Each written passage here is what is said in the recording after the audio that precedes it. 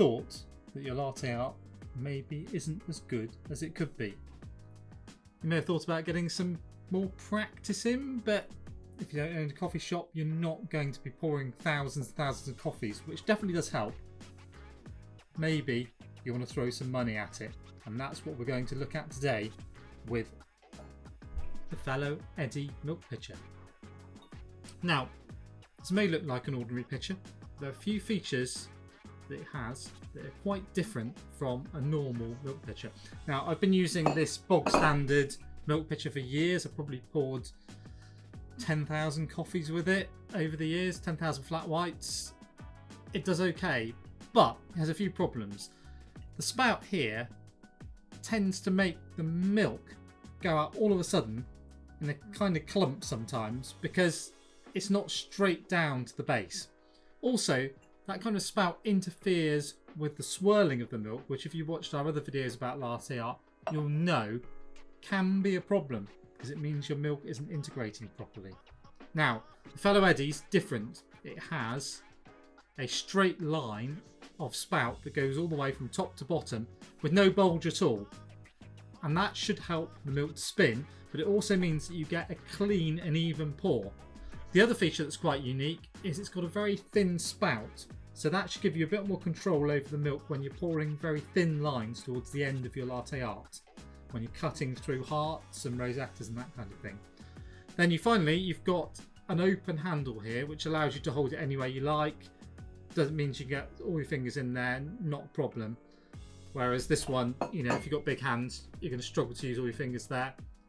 Not quite so good. Now, I'm going to make a couple of coffees. I'm going to try it out and I'm going to see if it makes a big difference to my latte art. So, the only potential downside of not having the spout with a little lip here is that you can't see where to put the top level of your milk. As you'll know, we usually put the top level of our milk when we're doing latte art to about there. So you look inside the jug and you can see where your milk needs to be.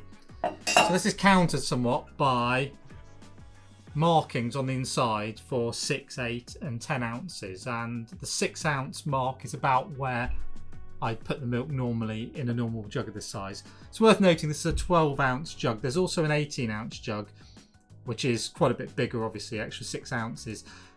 I would generally recommend the 12 ounce jug for most people unless you're going to be making really large drinks. This is big enough to make a sort of 10 ounce latte. I wouldn't need to go any bigger than that, to be honest. You can't really use the entire range of 10 ounce and 12 ounce because obviously the milk increases in volume as you put air into it. So that's going to make it go out the top if you're not careful. So you can only really put about 7 ounces of milk in there. But 7 ounces of milk with air in it is enough to make probably almost 12 ounce latte. So this jug is big enough. If you're doing single drinks, this jug is big enough for anything really. If you're going to split milk, it's probably only big enough for doing piccolos and flat whites. It's only just enough to do 2 flat whites, I'd say. Okay, let's give it a go, see if it makes any difference. So I'm going to put it up to just below the 6 ounce mark. Now, you should be able to do a bit less than that really, but with most jugs, if you use less than 6 ounces, it tends to kind of bounce the air off the bottom of the jug and you end up with loads of extra air in your milk, which isn't really ideal. You get this bubbly milk that is just not right really. You have to tap it and then that changes the consistency of the milk and it just doesn't feel right. It doesn't pour that well either. So it's better to use slightly more milk than you need. You're going to waste a bit, but hey ho, you have to deal with that if you want to pour decent latte art. Okay, let's steam some milk now and see how it goes.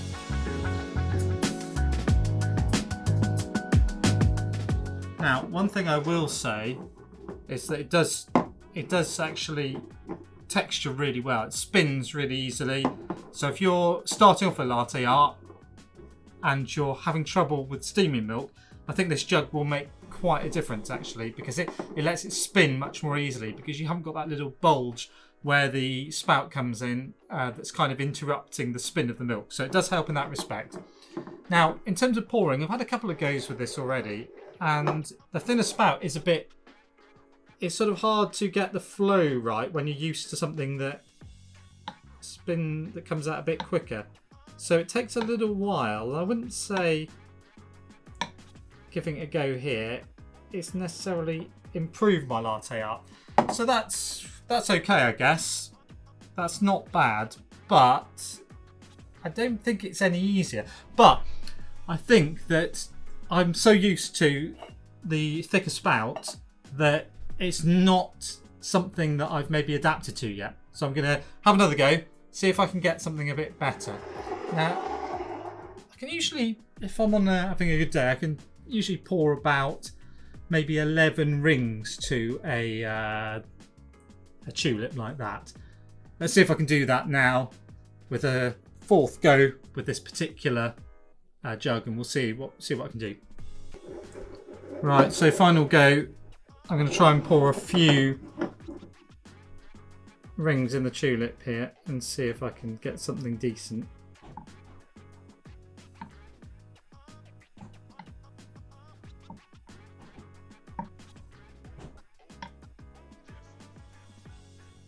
Oh, yeah, so, okay, it's interesting. In theory, this should make it easier to pour latte art. In terms of steaming the milk, it's definitely easier. It spins really well, it comes out really nicely, texturing's really good. From the pouring side, it feels harder to me. I don't know why. It's probably because I'm used to a jug with a thicker spout. I suspect that if I gave this to like my daughter Josie, who we've had in previous videos, learning to pour latte art, she'd probably find it easier with this one.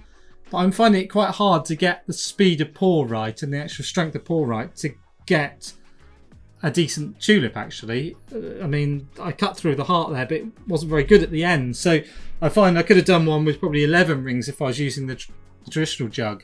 So the answer, is it going to turn you into a latte art god? I don't think so. Is it going to help you? Yes, it probably will if you haven't used a traditional jug for a long period of time like I have. So if you're just starting out and you've just started pouring hearts and you've got to kind of grips with basic latte art shapes, you'll probably be better with this actually. Or if you use a jug that's got quite a thin spout anyway, this will probably help you. For me, I think it needs a little bit more practice with this particular pitcher. And I think maybe we'll do another video in future once I've had a chance to have a go with this for a longer period of time and see if it helps. And then I might give my daughter Josie a go with it and see how she does and whether it improves her latte art. If you've got any comments or questions, just drop a comment in the section below.